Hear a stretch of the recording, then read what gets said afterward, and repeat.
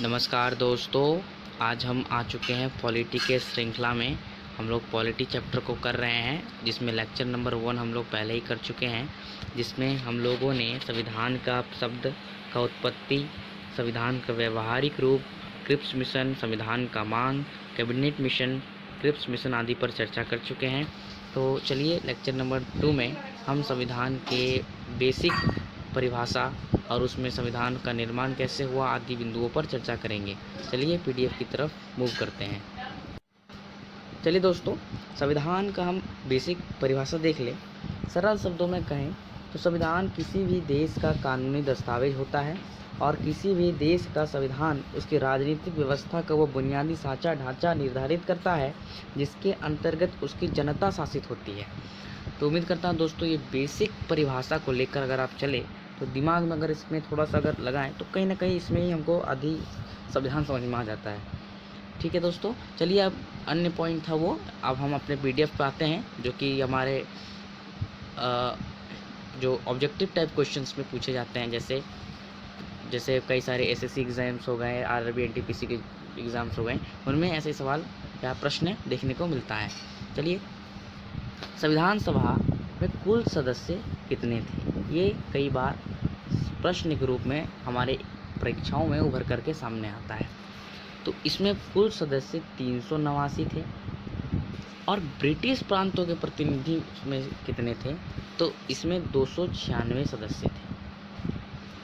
296 देसी रियासतों से 93 देसी रियासतें, अर्थात जो राजा रजवाड़ थे उन्हें देसी रियासतें यहाँ कहा जा रहा है। ठीक है, और इस ब्रिटिश प्रांतों के प्रतिनिधि को हम लोग फर्दर क्लासिफिकेट करते हैं प्रांत और चीफ कमिश्नरी प्रांत से।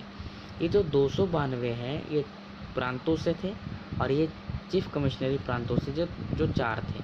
कौन कौन है वो? जो दिल्ली, अजमेर, मारवाड़, बलूचिस्तान, कुर्ग जो कर्नाटक में पड़ता है। उम्मीद करता हूँ दोस्तों कि ये स्लाइड को पढ़ करके आपको एक बेसिक आइडिया आ गया कि कुल सदस्य कितने थे, उसमें ब्रिटिश प्रांतों के सदस्य कितने थे, देसी रियासतें कितनी थी, कुल ब्रिटिश प्रांतों में भी प्रांतों से कितने और चीफ कमिश्नरी प्रांतों से कितना। उम्मीद करता हूँ समझ में आ गया होगा। अब नेक्स्ट स्लाइड की ओर हम मूव करते हैं। दोस्तों, अब संविधान सभा में विभिन्न वर्गों का प्रतिनिधित्व था, जैसे महिलाएं, अनुसूचित जाति, अनुसूचित जनजाति। तो महिलाओं से 15 सदस्य थे, मतलब संविधान सभा में 15 महिलाएं थी। अनुसूचित जाति में 26 और अनुसूचित जनजाति से 33। उम्मीद करता हूँ कि ये आपका जो 15, 26, 33 का श्रृंखला है वो आप क्रमबद्ध बना के याद कर लेंगे। चलिए, संप्रदाय के आधार पर संविधान सभा में सदस्यों की संख्या। अब सेक्ट के आधार पर यानी संप्रदाय के आधार पर संविधान सभा में सदस्य कितने थे? तो सामान्य से थे 213, मुस्लिम से थे 79 और सिख यानी पंजाबी से जो थे वे 4 थे। तो दोस्तों, कई बार छात्रों को ये परेशान करता है कि सर ओबीसी कहाँ गया? तो ओबीसी उस समय नहीं हुआ करता था, ओबीसी इस सामान्य के अंदर ही हुआ, अंतर्गत ही आता था। चलिए, उम्मीद करता हूँ ये 213, 79, 4, सामान्य से कितना 213, मुस्लिम से 79 और सिख से 4, ये जो बेसिक स्ट्रक्चर है आप लोगों को समझ में आ गए होंगे और इसमें याद करने में कुछ कठिनाइयाँ तो है नहीं, बहुत ही सिंपल साधारण है। चलिए दूसरी स्लाइड पे हम मूव करते हैं। संविधान सभा का चुनाव। संविधान सभा का जो चुनाव है वो जुलाई अगस्त 1946 को होता है। इन्हें आप पेन डाउन कर लें, 1946 1946। और चुनाव जो होता है इनडायरेक्ट होता है, इनडायरेक्टली, अप्रत्यक्ष रूप से। अब ये प्रत्यक्ष और अप्रत्यक्ष चुनाव में क्या अंतर है? तो दोस्तों, प्रत्यक्ष चुनाव में जनता के द्वारा चुने गए प्रतिनिधि, वैसे चुनाव को जिसमें जनता भाग ले उसे प्रत्यक्ष चुनाव कहते हैं, और जनता के द्वारा चुने गए प्रतिनिधि के द्वारा चुना गया प्रतिनिधि, वैसे चुनाव को अप्रत्यक्ष कहते हैं। तो समान रूप से ये अप्रत्यक्ष इनडायरेक्ट था। ठीक है, तो अब दूसरा पॉइंट देखें, तीसरा पॉइंट। तो प्रांत, इसको जो चुनाव हुआ संविधान सभा का, तो इसने चुनाव कराया किसने? तो प्रांतीय विधानसभा के सदस्यों द्वारा चयन किया गया और वे लोग विधानसभा के सदस्य बन गए। फिर चुनाव कितने सीटों पर हुई? तो चुनाव 296 सीटों पर हुई, जिसमें कांग्रेस ने अपने 210 उम्मीदवार खड़ा किए थे और उनको 208 ही मिल पाया। इस 208 में भी है कि इन्होंने 208 में 200 एक मिनट दोस्तों, इन्होंने 208 में 199 अपने मतलब कि चुनाव जीत 199 सीट हासिल की और 9 सीटें गठबंधन के तौर पर प्राप्त हुआ। तब जाकर के इन्होंने 208 सीट प्राप्त किए। मुस्लिम लीग को कितना प्राप्त हुआ? तो 73। दोस्तों वहाँ पर मुस्लिम लीग के सदस्य जो संप्रदाय के आधार पर हम लोगों ने पढ़ा, उसमें मुस्लिमों की संख्या 79 था, बट यहाँ पर आप याद रखेंगे कि उसने सीट कितने जीते? तो 73। ठीक है, 73। अब अन्य देखें तो अन्य में 15 जो कृषक प्रजाति निर्दलीय थे, यूनिस्ट पार्टी, वो सब कृषक प्रजापति जो भी थे, उन्होंने मिलकर के, जो छोटे मोटे पार्टी थे, उन्होंने मिलकर के 15 सीट हासिल किए। तो उम्मीद करता हूँ दोस्तों, चुनाव कब हुई? तो जुलाई अगस्त 1946 चुनाव अप्रत्यक्ष रूप से हुआ। कौन किया? तो प्रांतीय विधानसभा के सदस्यों द्वारा। चुनाव कितने सीटों पर लड़ी गई? 296। और दोस्तों एक और पॉइंट है कि इस 296 में भी जो 93 सीटें थे वे क्यों नहीं हैं? तो वो इसलिए नहीं है क्योंकि ये थे राजा रजवाड़, और अपने आप को अभी भी राजा रजवाड़ ही समझ रहे थे। वे लोग सोच रहे थे कि हमें कोई क्यों चुने, हम तो खुद राजा हैं। दोस्तों उम्मीद करता हूँ कि आपको समझ में आ गया होगा, इसलिए 296 सीटों पर ही चुनाव लड़ा गया। अब कुछ फैक्ट्स की बात कर ले, तथ्यों की बात कर ले, तो संविधान सभा में प्रथम एंग्लो इंडियन फ्रैंक एंथनी थे। संविधान सभा में प्रथम एंग्लो इंडियन कौन थे? Frank Anthony. जिस प्रकार हम आज भी देखते हैं, जो संसद में, लोकसभा में 2 आंग्ल भारतीयों का रिजर्वेशन रहता है, उसी तरह यहाँ पर भी प्रथम एंग्लो इंडियन जो थे संविधान सभा के, वो फ्रैंक एंथनी थे। चलिए दोस्तों अब इसको देख लें। संविधान सभा में प्रथम पारसी कौन थे? तो संविधान सभा में प्रथम पारसी पीएच मोदी। जो फैक्ट्स होते हैं ना दोस्तों, उन्हें आप 3 स्टार दे दें। ये आप लोगों को, मुझे मालूम है अधिकतर को मालूम नहीं होगा, लेकिन ये सब सारा लगभग 60% लोगों को मालूम होगा, लेकिन मैं इसका दावा करता हूँ कि 90% लोगों को नहीं मालूम होगा जो पढ़ते हैं लेकिन भूल जाते हैं एक्चुअली। इसलिए मैं इसको एक बेहतरीन ढंग से सजाया हूँ ताकि आपको याद हो जाए। कैसे इसको याद रखें? एक अपना नोट्स बना लें और इसको सबसे कहें तो कैपिटल में लिखें, एकदम बड़ा बड़ा करके, इंग्लिश में लिखें या हिंदी में, तो इसको बड़ा बड़ा लिखिए ताकि आपको ये हमेशा के लिए याद रहे। चलिए अब नेक्स्ट स्लाइड की ओर मूव करते हैं। तो आपको उम्मीद करता हूँ कि प्रथम एंग्लो इंडियन कौन थे? तो फ्रैंक एंथनी 2 बार बोलेंगे, याद हो जाएगा। प्रथम पारसी तो पीएच मोदी। चलिए दोस्तों अब नेक्स्ट स्लाइड की ओर बढ़ते हैं। संविधान सभा में डॉक्टर BR अम्बेडकर। तो संविधान सभा में डॉक्टर BR अम्बेडकर में एक अड़चन आ गई थी। अगर देखते हैं उसमें क्या था। क्या हुआ कि पहले संविधान सभा में वे पूर्वी बंगाल से चुने गए, पूर्वी बंगाल। फिर जब विभाजन के बाद पूर्वी बंगाल पाकिस्तान चला गया तो उनका सीट खाली रह गया, यानी कि अब संविधान सभा के सदस्य तो नहीं रहे। तो इस स्थिति में डॉक्टर राजेंद्र प्रसाद के सिफारिश पर, जो MR जयकर है, सिफारिश अर्थात निवेदन पर MR जयकर ने अपने पूना सीट से, पूना जो बम्बई प्रेसिडेंसी के अंतर्गत पूना सीट था, उस पूना सीट से उनको MR जयकर ने त्यागपत्र दे दिया और उनके सीट पर से डॉक्टर भीमराव अम्बेडकर को खड़ा किया गया और वे उस सीट से विजेता हुए और इनकी चयन किया गया उनका, और वे संविधान सभा का सदस्य बन गए। तो इस तरह देखिए, एक बार नोट्स में आप लिखेंगे कि संविधान हेडिंग में संविधान सभा में डॉक्टर BR अम्बेडकर का लिखेंगे, और इसमें पहला पॉइंट कि पहले पूर्वी बंगाल से चुने गए, फिर पार्टीशन के बाद अर्थात विभाजन के बाद विभाजन के बाद पाकिस्तान पूर्वी बंगाल पाकिस्तान चला गया। पुनः एक बार बम्बई प्रेसिडेंसी की पूना सीट से उनको चुना गया। पहले पूना सीट में कौन थे? तो पूना सीट में M.R. जयकर थे, जिन्हें त्यागपत्र दिया गया, जो त्यागपत्र दे दिए और उनके बदले में डॉक्टर भीमराव अम्बेडकर संविधान सभा के सदस्य बन गए। ठीक है दोस्तों, अब कुछ फिर से एक फैक्ट की बात कर ले तो नोट में लिखिएगा कि महात्मा गांधी एवं मोहम्मद अली जिन्ना संविधान सभा के सदस्य नहीं थे, संविधान सभा के सदस्य नहीं थे। दूसरा नोट नंबर 2, ये नोट कीजिएगा, तेग बहादुर समप्रभु, एक्चुअली ये स्पेलिंग गलत है थोड़ा सा, ठीक है, समप्रभु ऐसा नोट कीजिएगा, समप्रभु, तेग बहादुर समप्रभु एवं जयप्रकाश यहाँ पर ये जयप्रकाश नारायण ने संविधान सभा की सदस्यता अस्वीकार कर दिया। अर्थात इनके पास प्रस्ताव तो आया था संविधान सभा का सदस्य बनने के लिए, लेकिन उन्होंने इस प्रस्ताव को ठुकरा दिया, अर्थात अस्वीकार कर दिया, रद्द कर दिया। तो उम्मीद करता हूँ दोस्तों कि संविधान सभा के मोहम्मद अली जिन्ना और महात्मा गांधी सदस्य नहीं थे। दूसरा पॉइंट में तेग बहादुर समप्रभु, जयप्रकाश नारायण संविधान सभा की सदस्यता को अस्वीकार यानी प्रस्ताव आया था लेकिन स्वीकार नहीं किए। चलिए नेक्स्ट PDF पे मूव करते हैं दोस्तों। अब संविधान सभा में महिलाएं कितनी थी? तो ये प्रश्न बहुत ही बार आता है कि संविधान सभा में महिलाएं कितनी थी। टोटल महिलाओं की संख्या 15 था और हस्ताक्षर कितनों ने किया था संविधान सभा पर? वो 13। कितना? 13। इन्हें याद रखें। चलिए आइए एक एक बार देखते हैं कि 15 महिला के नाम क्या था, कहाँ कहाँ से वे थे।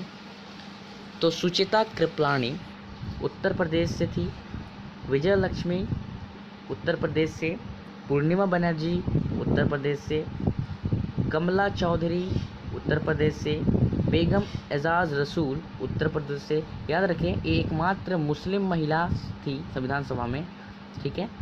6 नंबर राजकुमारी अमृता कौर, ये मध्य प्रांत से थी और ये भी आपको मालूम होगा राजकुमारी अमृत कौर भारत के पहले मंत्रिमंडल के स्वास्थ्य विभाग इनके हाथ में था, अर्थात स्वास्थ्य मंत्री थी ये। और ये एकमात्र ऐसी कैबिनेट थी जो सबसे सर्वाधिक कार्यकाल रहा है, इनका सर्वाधिक कार्यकाल रहा है किसी एक विभाग में। 7वां सरोजिनी नायडू बिहार से, भारत की कोकिला कहलाती है, ये भी जीके में पूछ दिया जाता है। हंसा मेहता मुंबई से, जी दुर्गाबाई मद्रास से,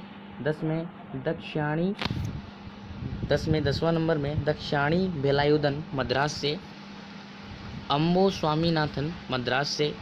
12वां महिला थी मालती चौधरी उड़ीसा से, रेणुका राय बंगाल से, ललिता राय बेंगलोर नहीं होगा, एक्चुअली ये बंगाल होगा, गलत लिखा हुआ ये राय, ये बंगाल लिखिएगा दोस्तों, गलत हो गया, बंगाल, ठीक है, बंगाल नहीं बंगाल।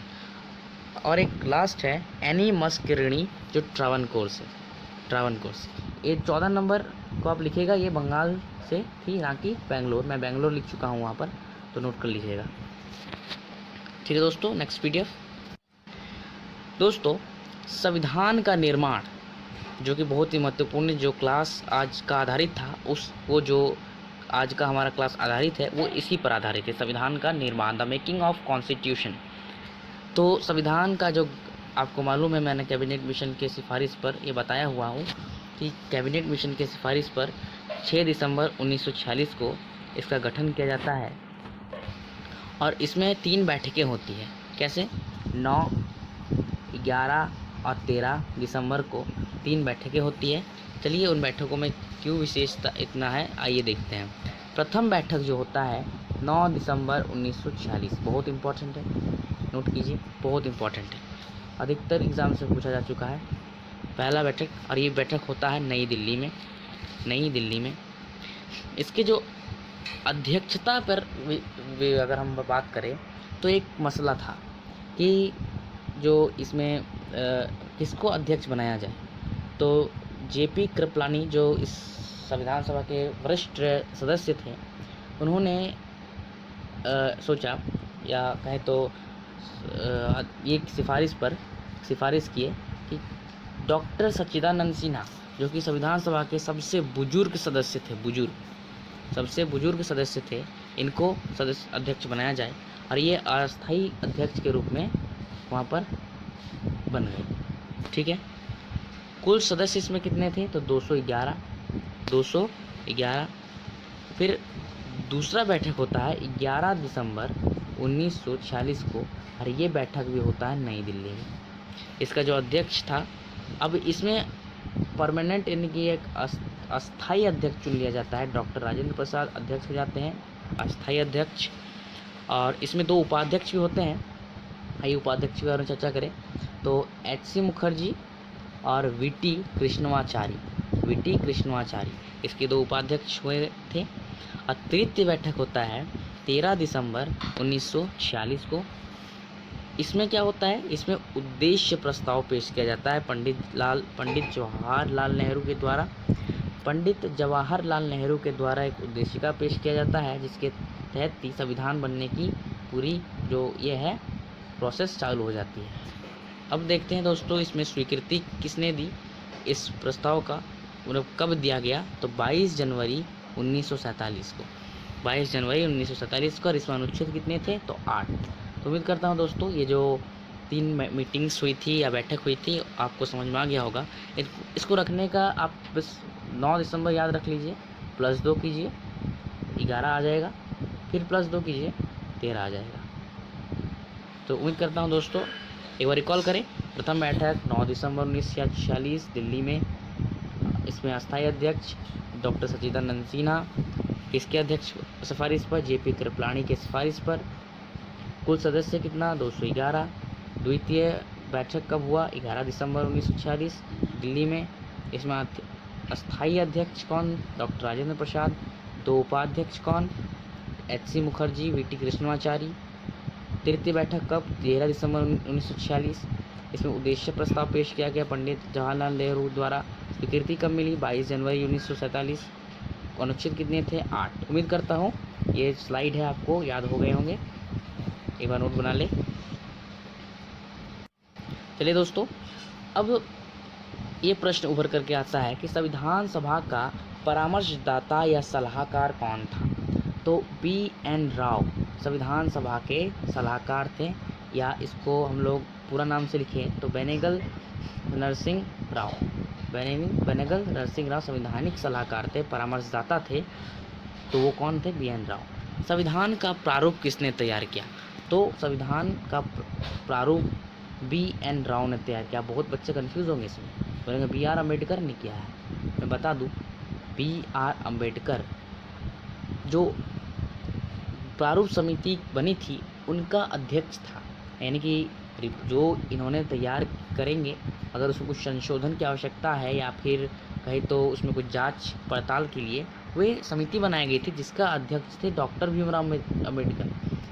और इसके अध्यक्ष इसमें जो तैयार किया गया है BN राव द्वारा ही, प्रारूप तैयार किया गया है BN राव के द्वारा ही। मैं उम्मीद करता हूँ ये कन्फ्यूज़न क्लियर हो गया होगा। पेश किया गया अक्टूबर 1947 में।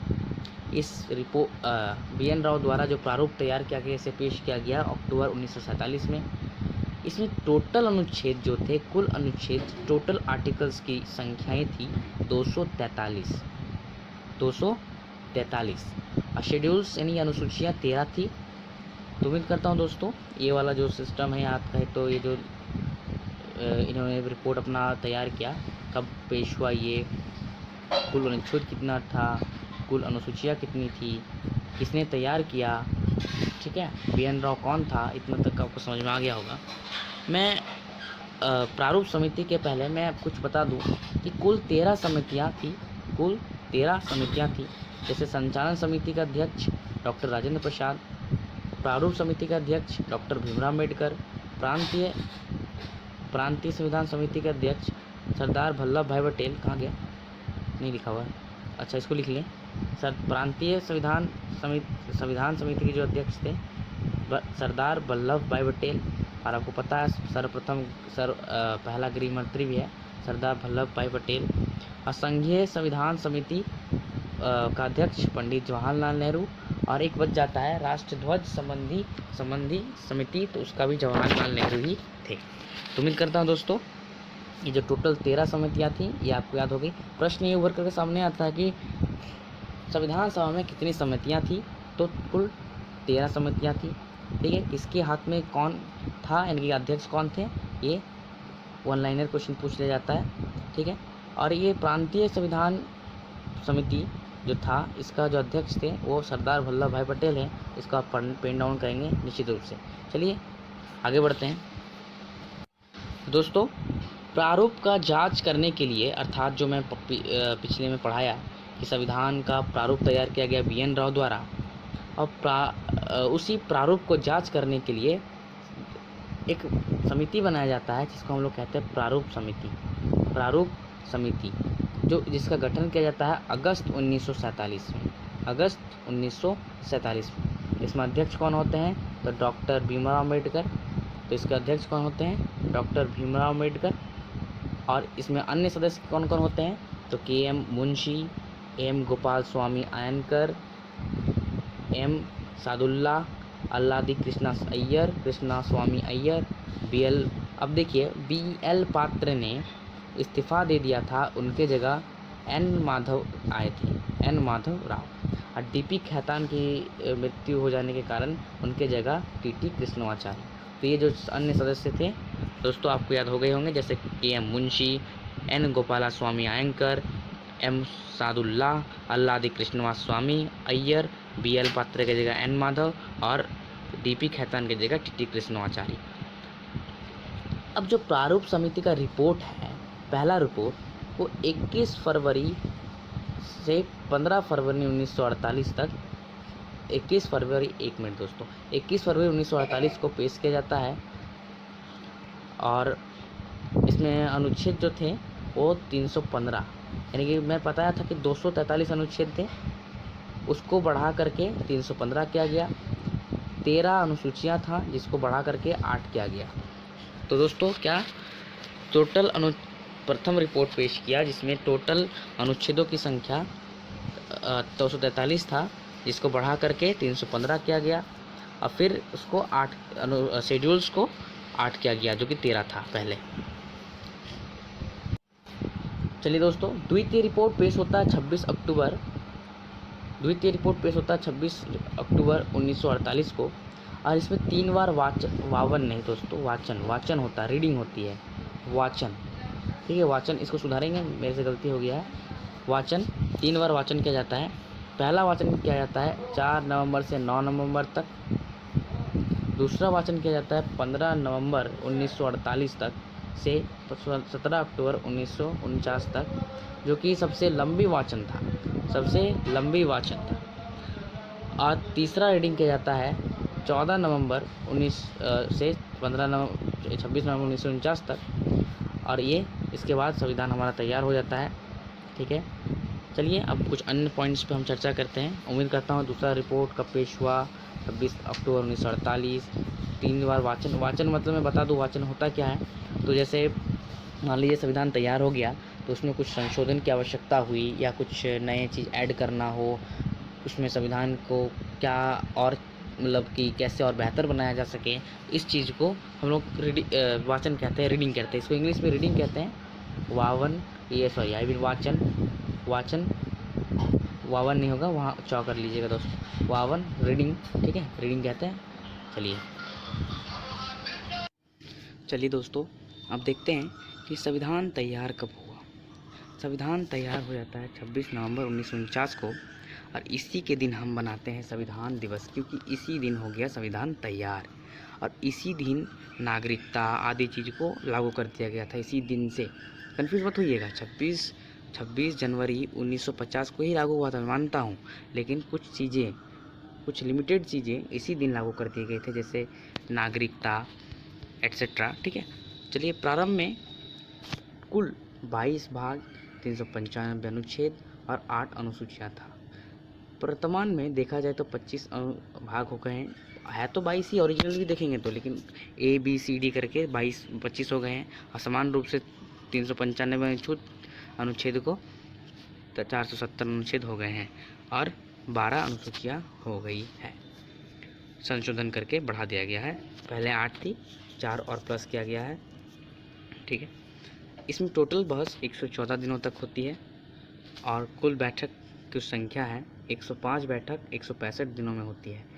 ऐसा क्यों? क्योंकि एक मीटिंग में 2-3 दिन लग जाते थे, इसीलिए। तो दोस्तों, उम्मीद करता हूँ संविधान तैयार 26 जनवरी 1950 ये आपको याद हो गए होंगे। प्रारंभ में कुल 22 भाग, 395 अनुच्छेद, 8 अनुसूचियाँ और वर्तमान में 25 भाग, 470 अनुच्छेद और 12 अनुसूचियाँ और 114 दिन बहस हुई, 105 मीटिंग्स हुए 165 दिनों में।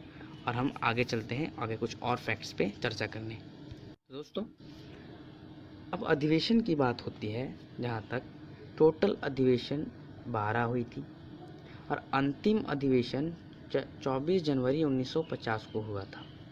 24 जनवरी 1950 24 जनवरी 1950 के दिन में ही अधिकतर चीज़ हुआ। जैसे डॉक्टर राजेंद्र प्रसाद को राष्ट्रपति बनाया गया इसी के दिन, राष्ट्रगान को स्वीकार किया गया इसी दिन, जनगण मन जो हम लोग गाते हैं 284 लोगों ने हस्ताक्षर इसी दिन किया। ठीक है, और महिलाएं इसमें 13 महिलाएं, 15 में से 13 महिलाओं ने हस्ताक्षर किया था। और टोटल देखा जाए ओवरऑल तो 300 जो बाद में गठन हो गया था 284 लोगों ने इसमें हस्ताक्षर किए हुए थे। चलिए दोस्तों, आगे बढ़ते हैं। उम्मीद करता हूँ कि आपको समझ में आ गए होंगे। कुल अधिवेशन 12, कुल सत्र भी लिखा जा सकता है, सत्र। कुल अधिवेशन 12, अंतिम अधिवेशन 24 जनवरी 1950। 24 जनवरी 1950 के दिन में ही डॉक्टर राजेंद्र प्रसाद को राष्ट्रपति बनाए गए, राष्ट्रगान स्वीकार, 284 लोगों ने हस्ताक्षर किए। ठीक है दोस्तों, अब कुछ फैक्ट्स की बात कर ले तो कुल समय 2 वर्ष 11 महीना 18 दिन लगे। इसमें कुल खर्च 63,96,729 रुपया। अगर लगभग पूछा जाए तो 64 लाख भी लिख सकते हैं आप लोग, कोई दिक्कत नहीं, 64 लाख पे भी लगा सकते हैं टिक। इससे हाथों से किसने लिखा? तो प्रेम बिहारी नारायण रायज़ादा ने इसको हाथों से लिखा और ये हिंदी प्लस इंग्लिश दोनों में लिखे थे, हिंदी और इंग्लिश दोनों में लिखे थे। इसका सजावट में काम कौन किया? तो नंदलाल घोष, जिसे हम नंदू घोष भी कहते हैं, सजावट में काम किया। और हिंदी में इसको कैसे, हिंदी वर्जन को कौन लिखा? तो बसंत कृष्ण वैद्य। हालांकि ये भी हिंदी में लिखे थे, लेकिन इनका हिंदी कर्सिव था।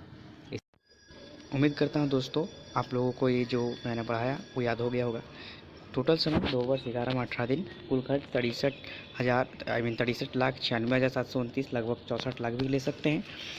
इसको हाथों से प्रेम बिहारी नारायण रायज़ादा ने लिखा और सजावट में नंदलाल घोष या नंदू घोष ने किया। और हिंदी में इसका वर्जन ट्रांसलेट का है तो हिंदी में इनको कौन लिखा? तो बसंत कृष्ण वैद्य ने। हालांकि ये भी हिंदी और इंग्लिश में लिखे थे। चलिए आगे की पीडीएफ में मूव करते हैं। अब आता है बात कि संविधान लागू कब हुआ। सभी जानते हैं 26 जनवरी 1950, इस दिन हम रिपब्लिक डे यानी कि गणतंत्र दिवस के रूप में भी मनाते हैं। और जो संविधान था इसका प्रकाशन कहाँ से हुआ था?